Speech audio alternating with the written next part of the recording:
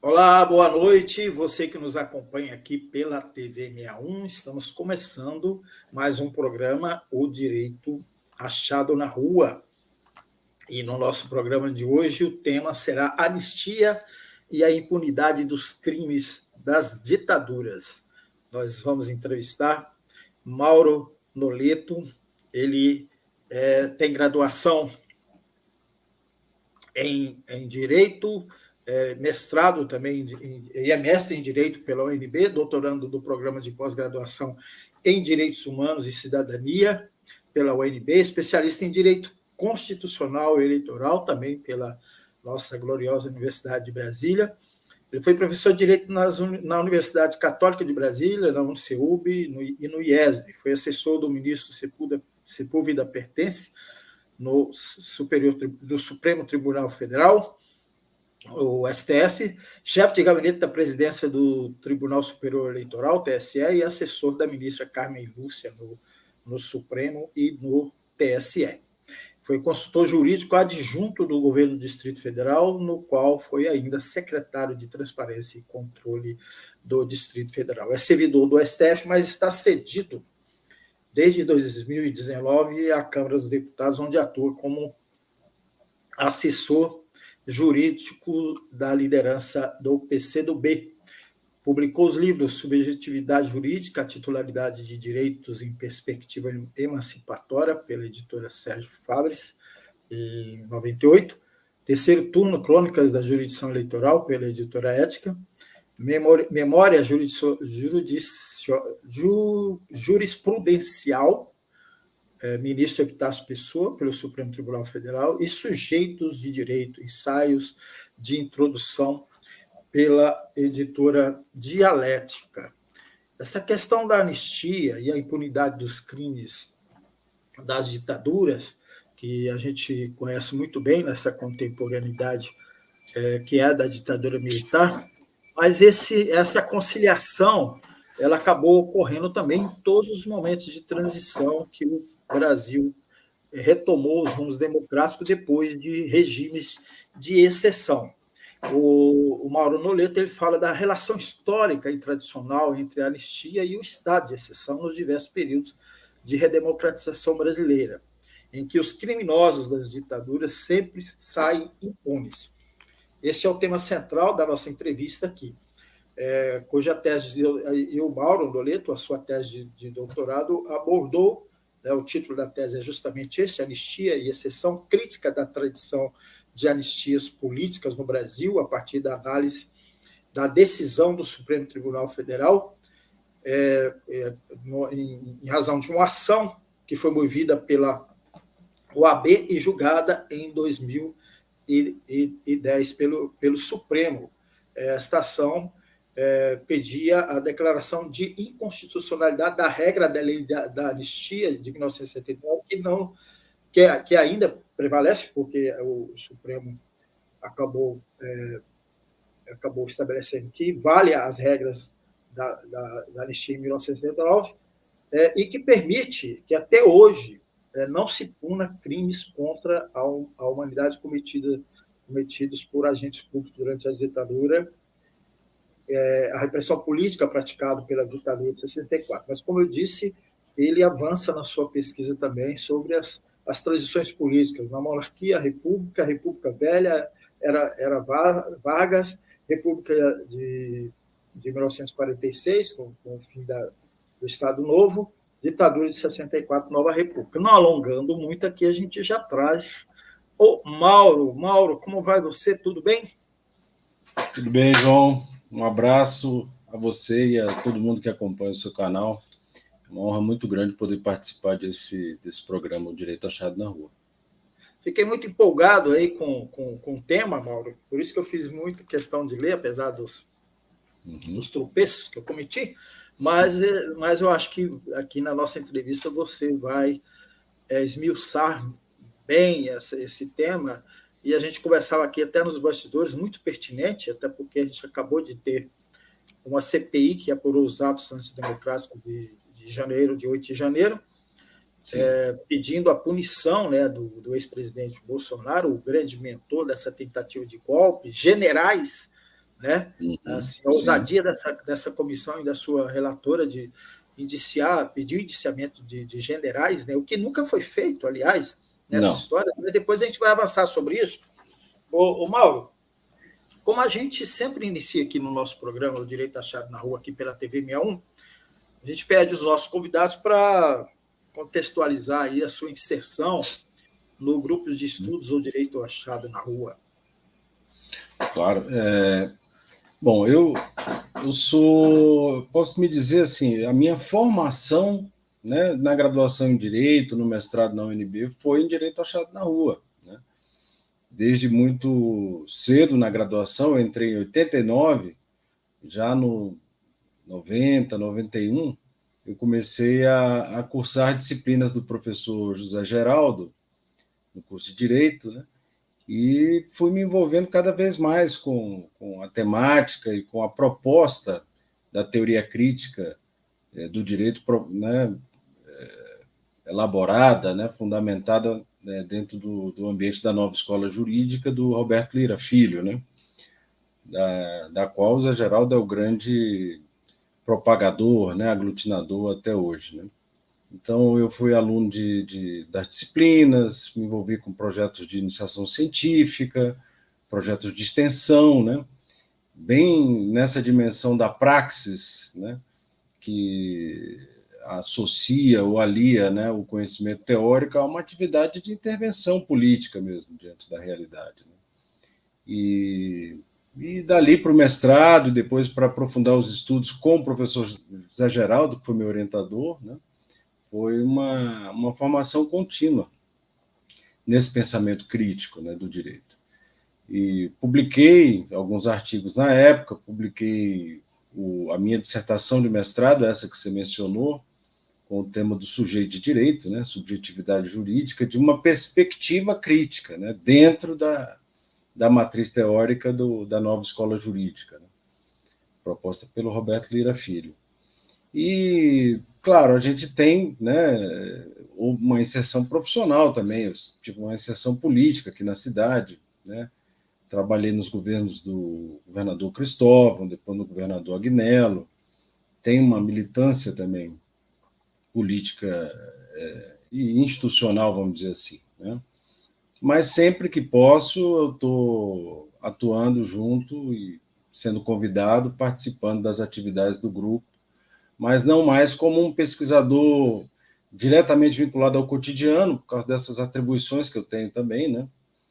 Que limitam bastante a nossa atividade, também família, filhos. Né? Eu acho que eu já sou uma espécie de dinossauro dentro do direito achado na rua, né? Mas quero continuar contribuindo, agora no doutorado, com essa pesquisa sobre anistia e estado de exceção. Né? Que, aliás, o tema me veio por causa de uma participação numa atividade do Direito Achado na Rua. O volume 7 da coleção Direito Achado na Rua é dedicado à justiça de transição na América Latina. E quando esse livro estava sendo elaborado, o professor Zé Geraldo me convidou para produzir um artigo, né? E eu fiz um artigo, escrevi um artigo e publicamos lá no volume 7. O artigo era sobre o direito eleitoral na ditadura, o que pode parecer até um paradoxo. Né? Uma ditadura, para que ela precisa de direito eleitoral, de eleições, de democracia eleitoral, né?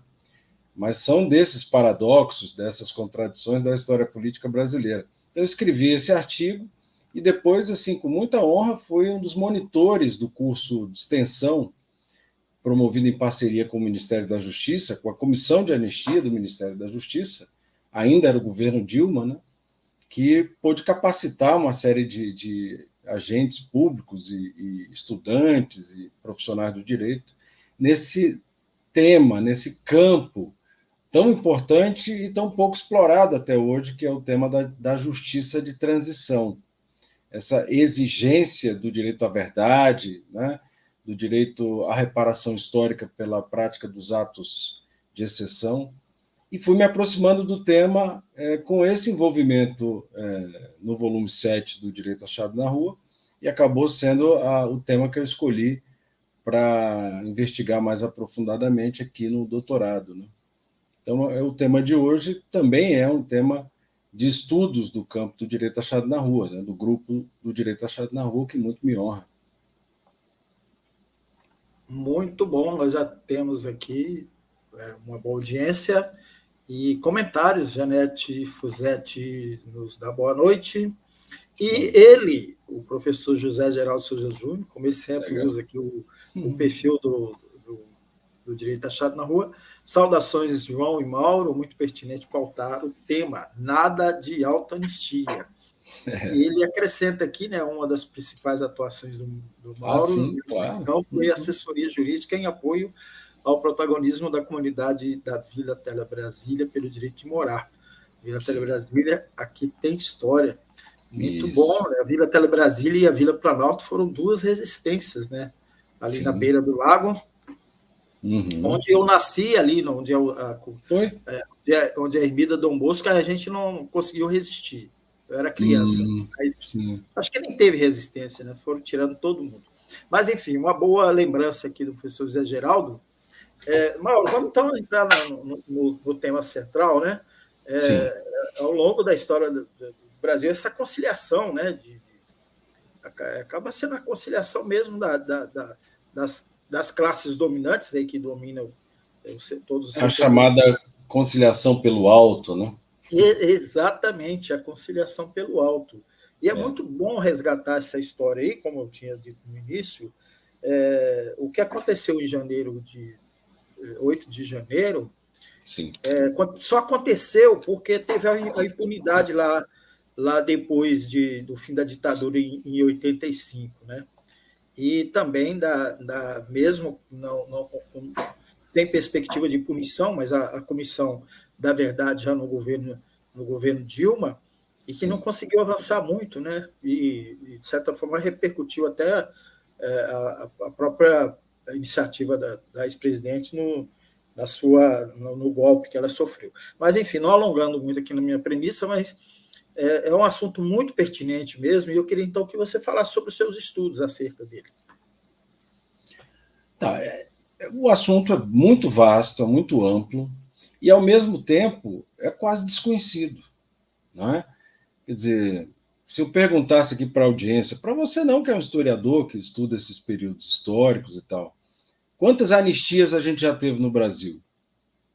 Vamos lá, só na República. Deixa colônia e império, né, monarquia para trás. Você tem ideia, não? Eu tenho ideia agora porque eu li os seus textos aqui, né? Foram dezenas, João. Foram dezenas e dezenas. Tá. Algo em torno de 40 atos de anistia só no período republicano. Em 1980. Então, a gente não está se referindo, desculpe interromper, a gente não está se referindo apenas nesse período de transição, né? Por exemplo, JK anistiou os golpistas lá de Aragaças. Jacareacanga. JK anistiou de Jacareacanga, que foi a tentativa de golpe por militares da aeronáutica, né? Logo no começo do governo dele, em 56. Em 59 tem outra, com os caras que ele tinha anistiado, que é o Aragarças, né? Tem outra tentativa de golpe. Inclusive com sequestro de avião, eles prometiam jogar bombas sobre o Catete, etc., né? Os mesmos que tinham sido anistiados em 56 fizeram essa tentativa de golpe. Um deles, o Haroldo Veloso, depois vai ser promovido. Um outro vai chegar, Brigadeiro Bournier, que vai tentar um outro golpe lá na frente contra a própria abertura promovida pelo Geisel. Né? Quer dizer, são muitos atos de anistia, tá? Desde o alvorecer da República até hoje, né? A gente conta aí em torno dos 40 atos de anistia. A gente está falando de oficiais, né? Mas você mencionou o caso do Brigadeiro Bournier, aquele episódio lá do Sargento Macaco. Sérgio Macaco, exatamente. E tem o Rio Centro também. Então, são dois episódios que não teve anistia oficial, mas a impunidade acabou, né, permitindo. Não, mas o Bournier só pôde fazer o que fez na ditadura militar de 64 em diante porque foi anistiado. Em 61, pelos atos de 59 e 56. Né? Exatamente. Vários outros. Filinto Miller, que vai ser o grande nome da repressão do Estado Novo de Vargas, era tenentista. Foi anistiado pela participação dele nas revoltas tenentistas dos anos 20, quando, em 1930, Vargas dá uma anistia geral e traz de volta do exílio e da clandestinidade muitos que tinham lutado contra os governos oligárquicos da República Velha, principalmente o de Arthur Bernardes, né? Que governou praticamente 4 anos em estado de sítio. No governo dele é que ocorre a revolta, o segundo 5 de julho, a revolta paulista, né, tenentista, e a Coluna Prestes, só isso. Né? E várias outras insurreições militares de tenentes, capitães, né, oficiais de baixa patente, contra os governos oligárquicos. Eles vão sendo anistiados, vão sendo recuperados para a vida política e vão, eventualmente, calculando, né, o preço de ser golpista. Quer dizer, eu sou golpista, ok, mas daqui a pouco vem uma anistia e me tira da cadeia, ou me devolve da clandestinidade. Né? Esse é um dos pontos da minha tese. Né? O uso reiterado de um instrumento que era para ser excepcional, um instrumento que interrompe a cadeia de responsabilidade penal, que é a anistia, né? Ao propor uma espécie de apagamento do passado, esquecimento em nome da pacificação, da concórdia, né? E da restituição de um ambiente civilizado, né? de disputa política, e não violento, né? Insurrecional ou golpista, etc. Então, eu fui estudar esse fenômeno, né? E à medida que eu ia aprofundando, eu ia notando a recorrência da ferramenta da anistia em vários momentos. Eu falei, bom, é um universo muito grande. Se eu for estudar 40 anistias, eu não construo uma tese, né? E aí eu tentei delimitar, primeiro, no período republicano, porque a história das anistias ela remonta no Brasil à colônia, né? E na história enfim, política, na história geral, a antiguidade. Né? Os registros de anistia remontam aos gregos, a Guerra do Peloponeso, enfim, na Grécia, em Roma, na Idade Média, na fase iluminista, sempre há processos transicionais, sempre há processos de ruptura ou de restauração de regimes que se utilizam dessa ferramenta. Então, o Brasil não inovou nisso. Né? Nos Estados Unidos houve isso, na América Latina também se lança a mão desse instrumento para pacificar. É quase como uma espécie de corolário de um tratado de paz, ou de um armistício, né? Uma condição para as partes em conflito e tal, deporem armas e promoverem a desejada paz. Né? Bom, mas a utilização tão frequente também corre o risco de banalizar o instrumento. E é isso que me parece que ocorreu na história do Brasil. Né? Um instrumento que é para ser excepcional, ser utilizado a cada 2, 3, 4 anos. Na República Velha foram, se não me engano, 12 ou 15 atos de anistia importantes, fora outros mais pontuais. Né? E aí eu falei, bom, eu preciso delimitar. E tentei utilizar a historiografia brasileira mesmo, tradicional. Né? A gente tem períodos, né? É possível fazer uma análise diacrônica, né, da história brasileira e separar períodos, né, que não são tão estanques, mas que demarcam bem essas mudanças de rumo, essas rotas que a política no Brasil vai assumindo. Então, a gente tem uma grande transição da monarquia para a república, com o golpe de Estado, o golpe militar, né, encabeçado por Deodoro em 1889, no 15 de novembro, e logo em seguida uma disputa acirradíssima pelo poder, embora a própria proclamação tenha sido supostamente pacífica, ou, enfim, um golpe de gabinete, né, em que é deposto o Visconde de Ouro Preto, o Barão de Ladário reage, toma um tiro, mas acaba ali à tarde, há uma parada militar, o povo assiste à parada militar como um atento observador da época disse, bestializado, né? Não estava sabendo o que estava acontecendo, ele dormiu na monarquia e acordou na república.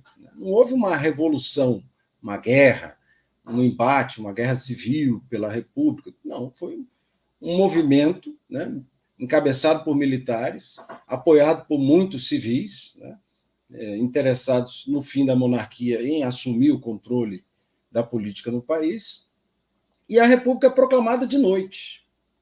Né? É um decreto número 1 da história do Brasil, que é assim, ó, fica proclamada provisoriamente a república. A república é proclamada provisoriamente, devendo ser confirmada num processo constituinte e por meio de um plebiscito, que nunca houve. Houve constituinte, houve a Constituição de 91, né? Que dá fim ao governo provisório e elege o Marechal Deodoro como presidente. Né? Então, há uma disputa muito grande e essa disputa não fica no plano político, eleitoral, ou na disputa, vamos dizer, civilizada, dentro dos parâmetros liberais da nova Constituição, não. É uma disputa que vai às armas. Né? Por exemplo, Deodoro, eleito já, né, presidente, Constituição de 91 em vigor. No mês de novembro, há uma crise instalada no governo dele, provocada por uma inflação descontrolada, por um fracasso da política econômica que ele implanta junto com Rui Barbosa, que era o ministro da Economia, o encilhamento, né, a abertura das ações na Bolsa de Valores. Muita gente quebra, há um descontentamento, e o Congresso passa... Olha só, que a gente vê umas coisas assim tão curiosas. O Congresso de 1891 passa a discutir uma lei do impeachment. E essa lei poderia levar à derrubada do Marechal Deodoro. Ele poderia ser impeachmentado. Né? O que é que ele faz? No dia 3 de novembro de 1891, ele manda cercar o Congresso Nacional, fecha o Congresso, declara o Congresso em recesso, manda cercar com tropas e dá um golpe do Estado. E quer governar agora como um ditador. A Constituição não tinha nem um ano ainda. Né? Mal tinha sido experimentada. Bom, o que é que acontece? Há uma revolta nos meios políticos e ela se transfere também para o meio militar, principalmente para a Marinha, que era ainda muito monarquista, que era um setor das armas, a Armada brasileira, né? Era um setor muito vinculado à monarquia.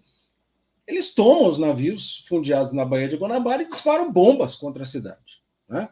Bombardeiam o Rio de Janeiro. É a revolta da Armada, a primeira revolta da Armada, comandada pelo almirante Custódio de Melo.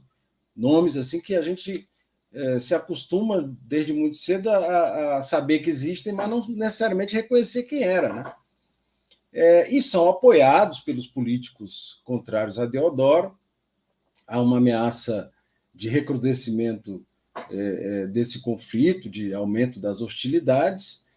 Deodoro acaba tendo que renunciar 20 dias depois disso e assume no lugar dele Floriano Peixoto, que era o vice-presidente, um outro marechal. Ainda mais autoritário, vamos dizer assim, do que Deodoro, mas com muita identidade popular, que era contra o endividamento do Brasil junto aos credores ingleses e tal, tinha muito apoio, derruba o Deodoro, e a Constituição mandava ele, no caso de vacância do presidente nos primeiros anos, né, a Constituição de 91 mandava realizar novas eleições. E as pessoas pedem novas eleições. Um grupo de generais, olha só as coisas, né? 13 generais assinam um manifesto pedindo a convocação imediata das eleições para o Marechal Floriano Peixoto. Ele estava, segundo esses generais, de modo ilegal no poder, não poderia continuar. O que ele faz? Civilizadamente, ele reforma todos os generais. Ele manda todo mundo para mais um golpe. Né? E depois há protestos, não sei o que, ele manda prender todo mundo, declara estado de sítio, manda todo mundo para a Amazônia, para Fernando de Noronha. Quer dizer, os historiadores classificam esse período, logo após a proclamação, como uma longa transição, tá? Que vai de 1889, né, que é data da proclamação, até o finalzinho do século, tá? Até a posse de Prudente de Moraes, que é o primeiro presidente civil, né? Porque houve muita briga, muita luta, uma guerra civil no Rio Grande do Sul, em 1893, a Revolução Federalista, vai matar 10 mil pessoas, envolvendo monarquistas e republicanos, Júlio de Castilhos e os partidários lá do Gaspar Silveira Martins, que eram conselheiro do Império. Tinha sido exilado junto com o imperador, quando vem a proclamação, né? E aí há uma anistia em 1895. Já no final do governo Floriano, toma posse Prudente de Moraes e ele sanciona essa anistia de 1895. Segundo uma pesquisadora americana que estudou bastante esse fenômeno, a Anne Schneider, essa anistia de 1895 inaugura a tradição moderna das anistias no Brasil. Só que, vamos lá, era uma anistia que pretendia pacificar, né, a revolta ou a guerra civil no Rio Grande do Sul e também anistiar aqueles militares que se envolveram naquela revolta da Armada contra o Floriano. Mas ela dizia o seguinte: os militares só poderão voltar ao corpo das Forças Armadas depois de 2 anos, se for conveniente para a administração pública, e não vão ter direito a receber nenhum soldo, nenhum vencimento, nem promoção, nem coisa nenhuma. O Rui Barbosa, que era um grande nome desse período, grande jurista desse período, né, no final do Império e começo da República, entra com uma ação civil. Mas olha, essa anistia aí é ilegal. Essa anistia é inconstitucional. Então, já em 1895, há uma ação parecida com essa que ocorre em 2010, 100 anos, cento e poucos anos depois. Uma ação dizendo que a lei de anistia, aquela lei de anistia, porque continha restrições, porque criava, segundo o Rui Barbosa, punições além, não, em vez de anistiar, criava novas punições, era uma anistia que ia contra direitos constitucionalmente assegurados pela Constituição de 1891. Em 2010 é coisa parecida. Então eu falei, bom, a gente tem uma tradição, a gente tem esses períodos, vou estudar esses períodos. E delimitei transição da monarquia para a república, a anistia de 1895 e todas as controvérsias que ela provocou, né? Transição da República Velha para a Era Vargas, com a Revolução de 30, e as anistias que o Vargas vai editar, são várias. É a de 1930, uma primeira, e depois outras para corrigir os problemas da primeira, e em 34, uma para anistiar os que lutaram contra ele na Guerra Civil Paulista, a Revolução Constitucionalista de 32. Vem a Constituinte em 34, reafirma essas anistias, né? E faz-se uma transição.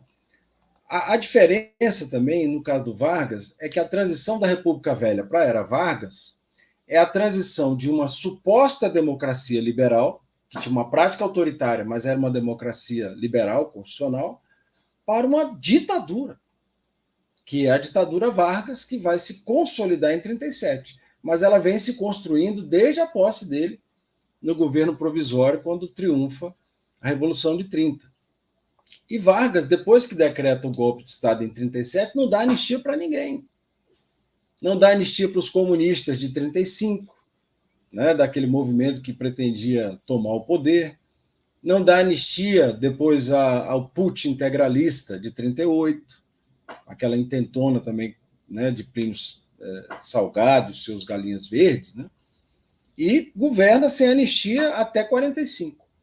Vai dar uma anistia em 45, porque ele precisava do apoio, inclusive dos comunistas, para tentar se manter no poder, já que vinha sendo pressionado a renunciar.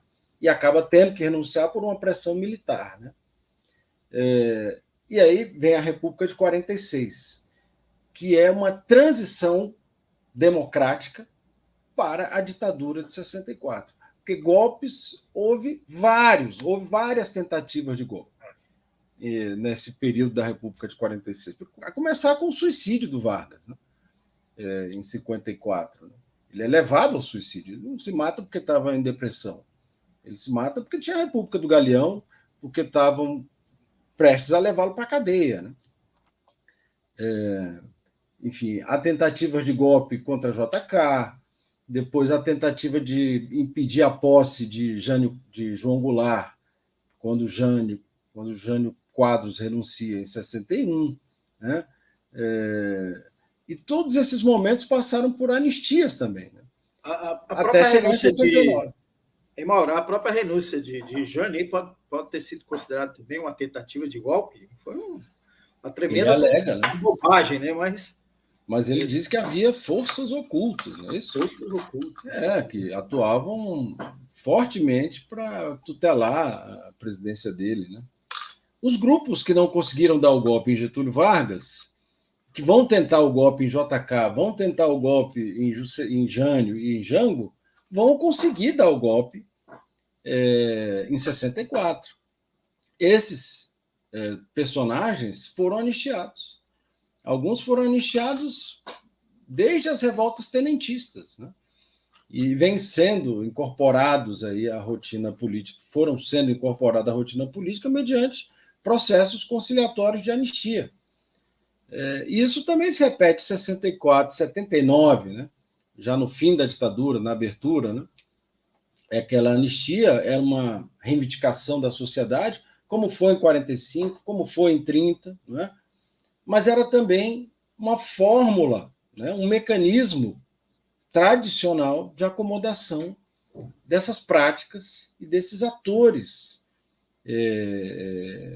que praticaram atos de exceção ao longo da política brasileira ou violência política, simplesmente, né? E foram sendo anistiados. Mauro, eu lembro muito bem da campanha da anistia, participei da campanha da anistia, pichei muito em Goiânia pela anistia, e a palavra de ordem sempre me incomodou, desde lá, sempre me incomodou, que era anistia geral, ampla e restrita. Sim, que abre todas as possibilidades, inclusive o que aconteceu com a anistia de 79, que foi ampla, geral e restrita para todo mundo, né? Que foi objeto da contestação da OAB, que é o gatilho aí para a sua investigação. Você acha que houve por parte das forças democráticas? Houve o quê? Esse erro da palavra de ordem, esse erro geral... Não, acho que não. Não acho que seja isso. No entendimento nosso, assim, vamos dizer assim, no entendimento nosso lá atrás, é porque tinha que anistiar todo mundo, inclusive quem era considerado ter praticado ato terrorista.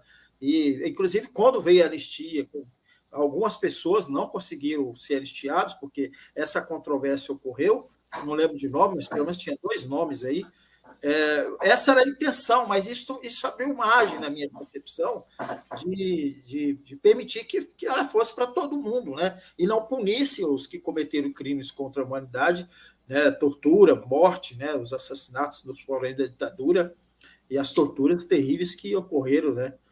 O que você acha dessa questão? Bom, primeiro que nenhuma anistia no Brasil foi ampla, geral e restrita.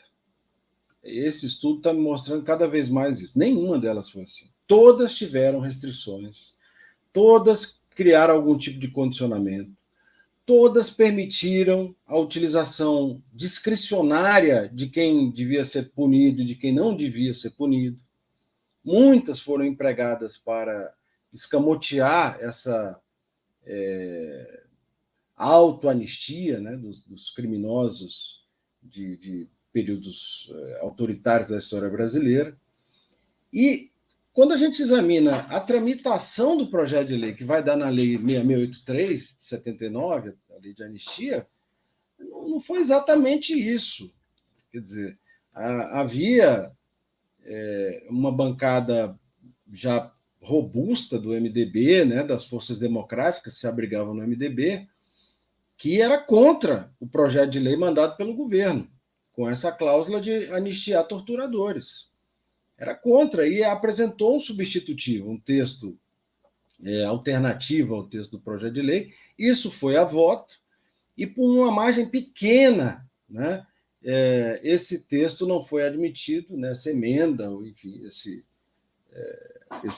texto alternativo ao projeto do governo, e acaba aprovando o projeto mandado pelo general Figueiredo. no dia da votação, o Congresso estava cercado por tropas. Tá? Quer dizer, no dia da votação, em 1979, agosto de 79, a gente não estava vivendo um regime de pluralidade democrático, havia as medidas de emergência. Né? Houve muitos atos autoritários praticados, o recrudescimento da linha dura, com esses atos terroristas que você mencionou, do Rio Centro, do atentado à bomba à sede da OAB, que matou a secretária da presidência da OAB, dona Lida Monteiro, se não me engano. Lida Monteiro. Enfim, tacavam na Câmara, né? Na Câmara do Rio também teve um atentado. E aí, bombas em bancas de jornal, né? Muitas perseguições. O pacote de abril de 77 estava vigorante. Enfim, não era uma democracia, então esse não foi um projeto feito dentro daquilo que a sociedade realmente queria. Né? Embora houvesse uma espécie de capitulação, depois que a anistia foi votada e aprovada, e os exilados puderam voltar, e os partidos foram tornados livres novamente, acabou aquele bipartidarismo e tal. A luta pela anistia democrática e não com esse viés de acomodação dos torturadores meio que sumiu da prioridade. Né? Passa-se a lutar pela direta já, passa-se a lutar depois pela constituinte, reconstitucionalização, democracia e tal. Então, o assunto da anistia ficou um pouco de lado. Né? E foi ressurgindo ao longo já do período democrático nas iniciativas de governos como o do Fernando Henrique, de criar a Comissão de Mortes e Desaparecidos, a Comissão de Anistia, depois no governo Lula, né, que tem uma virada importante do papel da Comissão de Anistia, de não ser apenas um órgão de reconhecimento de direitos indenizatórios, etc., e passar a ser uma agência de recuperação da verdade histórica. Né?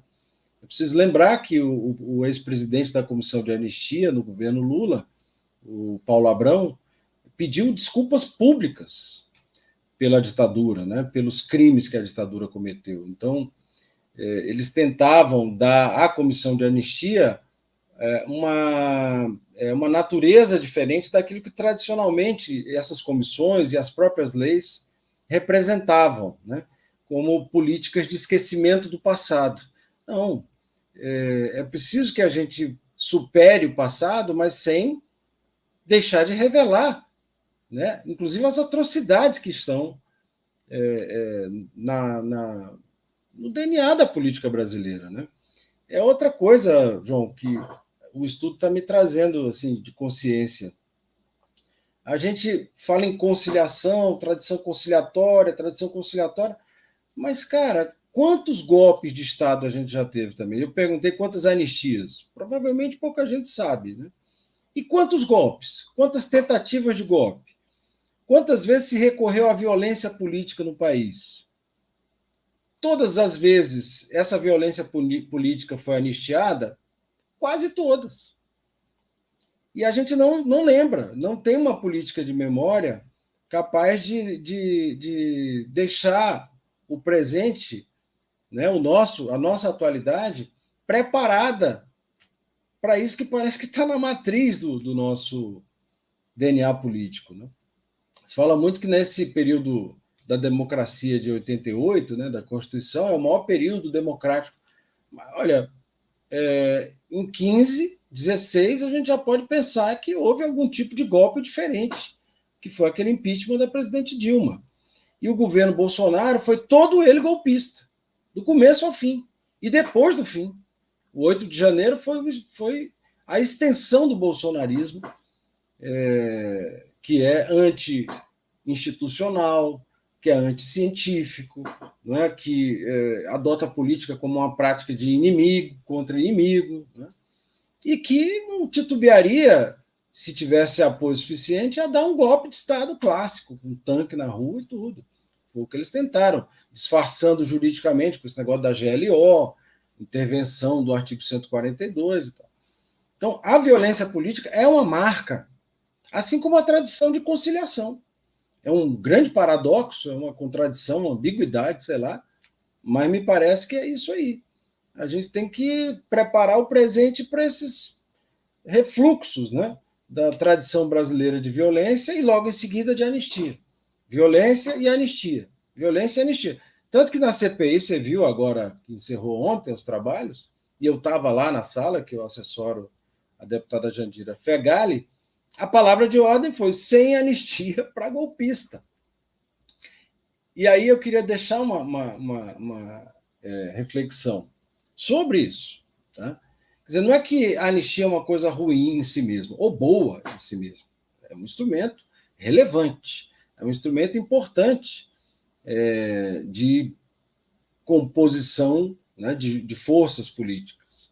Tem sido usado ao longo da história como uma estratégia política, não como algo essencialmente bom ou essencialmente mal, né? Ou alguma coisa intrínseca na anistia. Não, já se fez anistia de todo jeito aqui no país. Anistiando um, deixando o outro de lado. Houve falsa anistia, teve anistia que foi revogada, teve anistia que foi reiterada. Então, essa nota anistia, sem anistia para golpista é que é importante. Quer dizer, não é possível que a democracia não possa se defender daqueles que querem golpeá-la, daqueles que querem interromper o seu transcurso. Né? Então, se sempre é possível dar um golpe ou tentar dar um golpe e vem uma anistia, os golpes vão continuar a acontecer e vão se repetir como se repetiram ao longo de toda a tradição republicana no Brasil. Né?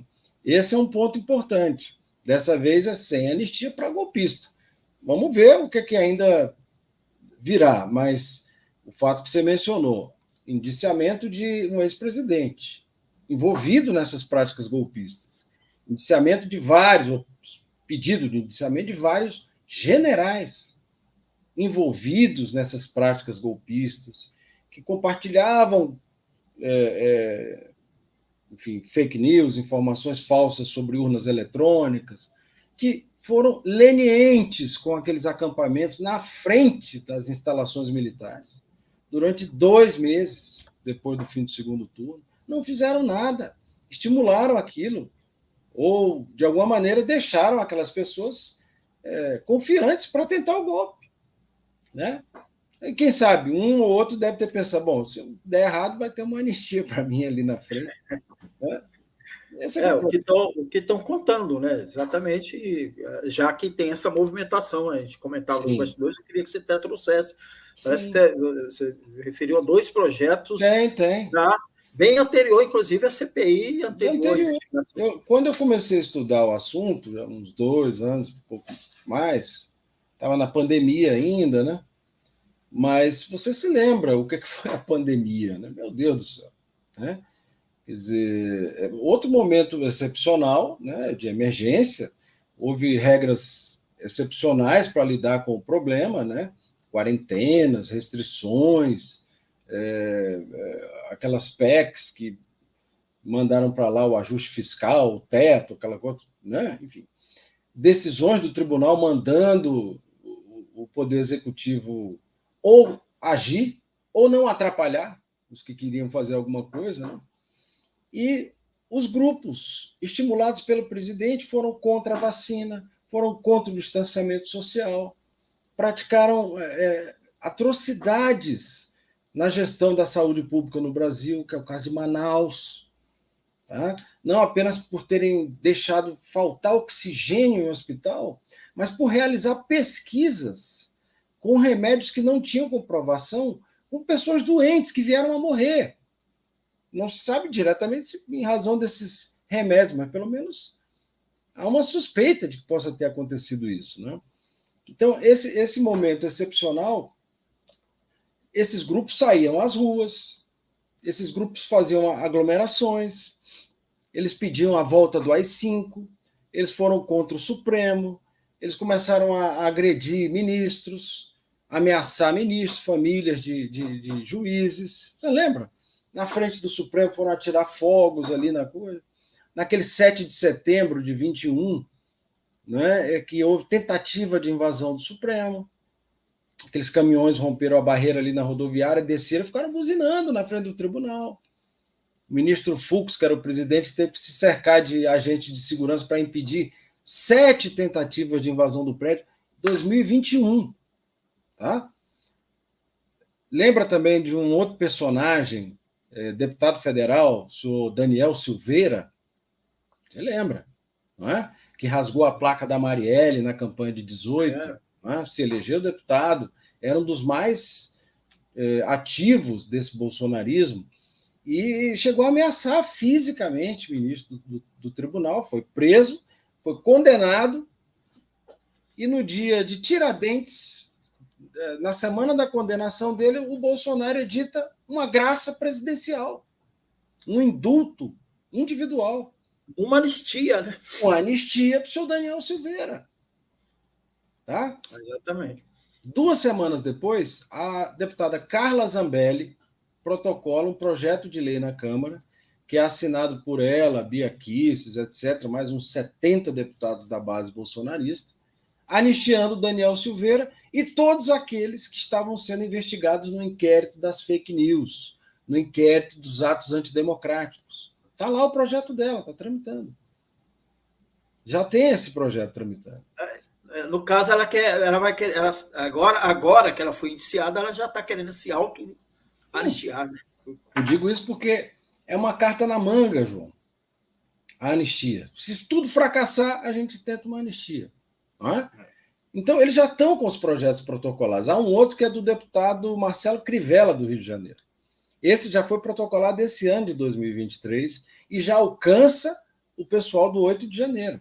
Aquelas pessoas que foram levadas àquele ato de violência política, de barbaridade, de insurreição, de tentativa de abolição do Estado de Direito. Já tem um outro projeto de anistia lá. Então, é de fato uma tradição, né? E tem sido mal empregada a ferramenta conciliatória. Essa é uma das hipóteses do meu trabalho. Tem sido distorcido esse instrumento para acomodar práticas excepcionais ou para evitar que a gente simplesmente passe a limpo as tentativas de golpe de Estado e não deixe ela latente aí para acontecer a qualquer momento no futuro. Exato.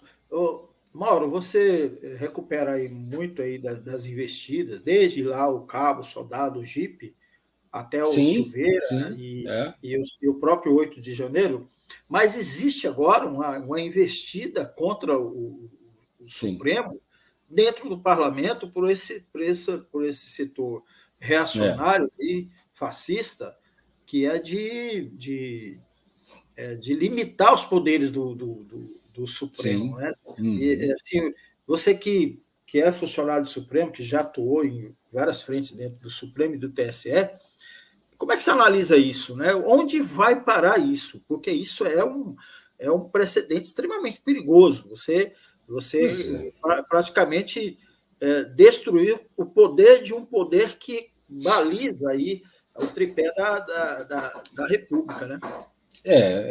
É impressionante. É o golpismo, né, que continua, né, por outras vias. Ele tem várias faces, né?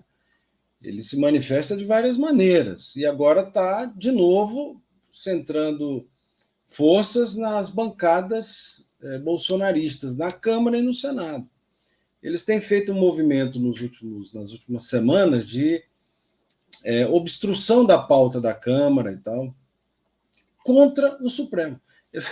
Eles obstruem a pauta de votação na Câmara dos Deputados, não porque estão insatisfeitos com aquela matéria, com o projeto, não, é para fazer um gesto contra o Supremo Tribunal Federal.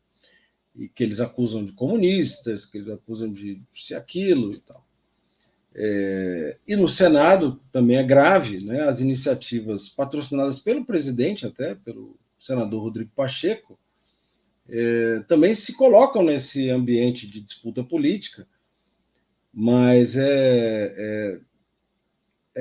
nessa mesma direção. Olha, o Supremo é um problema. O Supremo que, na última quadra,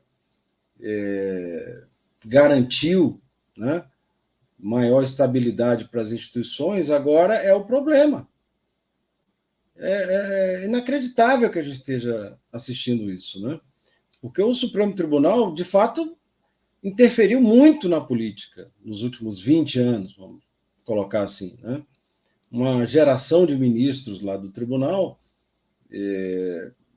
quis ter protagonismo, quis ter influência maior nas decisões políticas do país, inclusive se miscuindo em questões partidárias, né? A gente sabe o que foi aquele Inclusive ajudando período. num golpe, né? Em Claro, 16. Né? claro, O Supremo teve papel. mensalão, não é? Mensalão, Lava Jato, Lava Jato, impeachment, né? A impeachment, prisão do Lula, aquela revisão esdrúxula da jurisprudência de prisão em segunda instância. segunda O texto instância. da Constituição é claríssimo, Aquilo né? ali Ninguém foi sabe. o golpe, né? Aquilo ali foi Então, o golpe.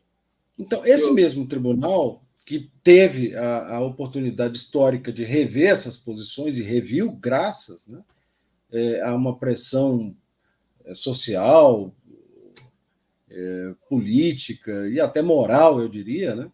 Porque quando se viu o resultado dessa intervenção, que foi a desmoralização daquela operação Lava Jato, quando se abriu, né? Quando se deu transparência para aquilo e a gente pôde conhecer como que eles lidavam com os atos processuais para punir, para perseguir, né? Especialmente a esquerda, especialmente o presidente Lula, né? Todo sim. mundo viu aquilo, né?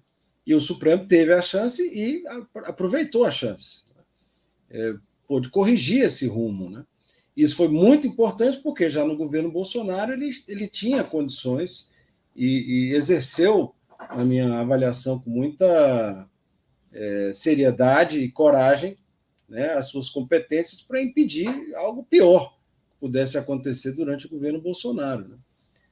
É mérito do tribunal. E isso desagradou esse grupo, que agora está voltando suas baterias de novo contra o tribunal que teve o plenário destruído por eles. No dia 8 de janeiro, gente, eles tacaram fogo no plenário, eles quebraram tudo lá dentro. Né? Aquilo é um símbolo da institucionalidade jurídica, constitucional, né? Constitucional, judiciária do país, e aquilo foi completamente vandalizado. E meses depois eles estão vandalizando do ponto de vista legislativo o tribunal. Né? É um outro tipo de ataque, mas é o mesmo golpismo, na minha avaliação, o mesmo golpismo.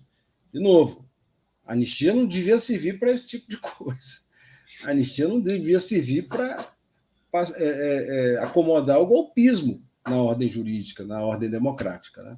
Ela devia ser algo que é muito sério e precisa ser tomado em momentos assim, de extrema gravidade para garantir a reaquisição de direitos, a restauração da democracia, né?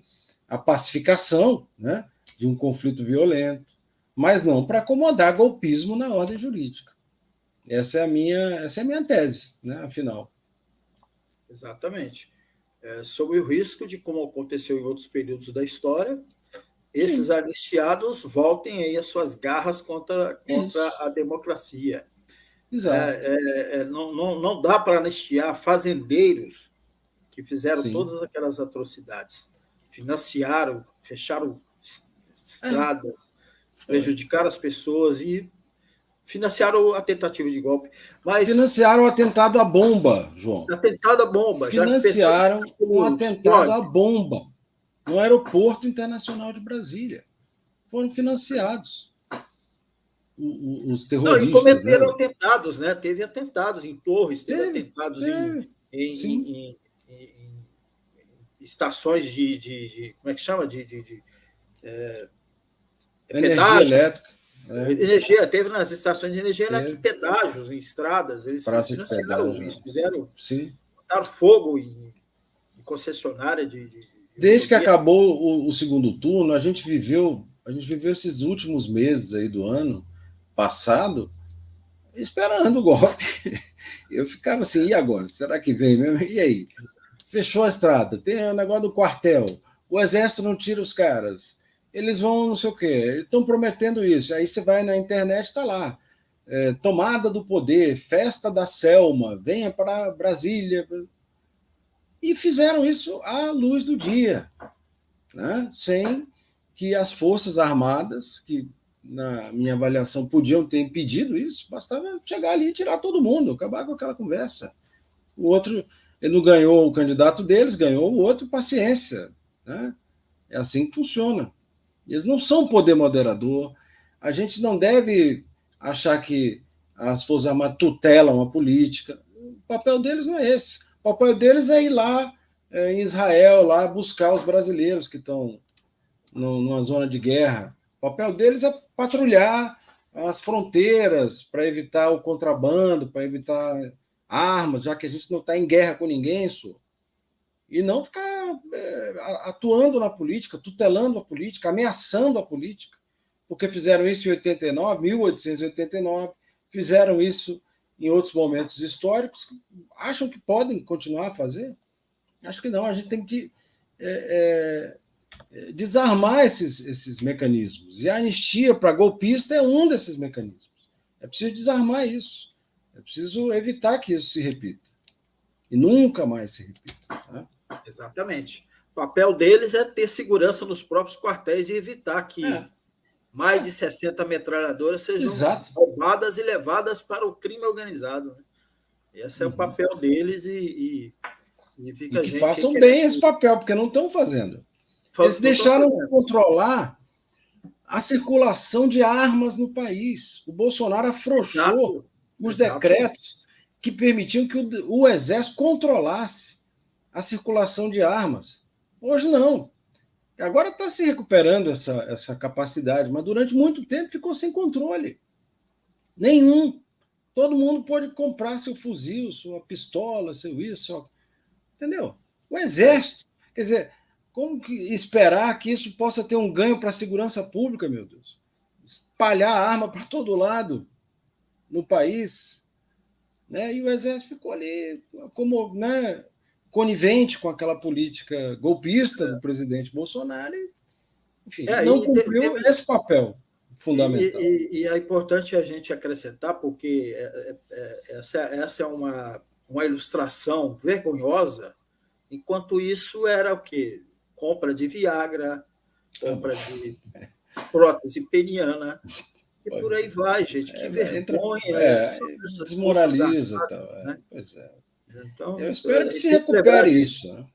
Porque, afinal de contas, o que a gente vai fazer? Vai acabar com tudo? Não vai. A gente vai ter que reconstruir, né, enfim, as relações políticas, institucionais no país, que incluem as Forças Armadas, né, num ambiente de civilidade, meu Deus. Exatamente. Não encontro outra palavra. E não de violência política, tá? Que é uma marca histórica do país, né? A violência política. Então, a anistia não pode servir para isso, para acomodar a violência, para estimular a violência política. Ela tem que ser o contrário disso. A reconciliação do país, que ela também cumpre esse papel, não é para se conciliar com quem comete crimes contra a humanidade. Mauro, eu quero agradecer muito aí a sua entrevista, muito boa. A gente tinha pensado 40 minutos só, então está chegando em 1 hora aqui. Pois é. Porque o assunto é bom, acho que a gente deve voltar em outro momento. Eu desejo muito sucesso seu aí na sua pesquisa, nas suas investigações. Legal, e depois, obrigado. Quando estiver pronto aí, que você for aprovado lá na banca e vamos voltar aqui. Vamos ver. Agradeço muito aí o convite e, mais uma vez, mando um grande abraço aí para todo mundo que acompanha o Direito Achado na Rua, para os alunos, para os pesquisadores, para os professores aí do grupo. E meu abraço especial para o professor Zé Geraldo, meu querido professor e orientador, e para a Nair. Também me despeço e, quem sabe, numa outra oportunidade, possa voltar aqui para a gente conversar. Vai voltar, sim, com certeza vai voltar. E você que nos acompanhou aqui, agradeço muito. A gente volta na próxima semana com mais uma entrevista aqui no nosso programa O Direito Achado na Rua, pela TV 61. Um abraço para todo mundo. Até mais.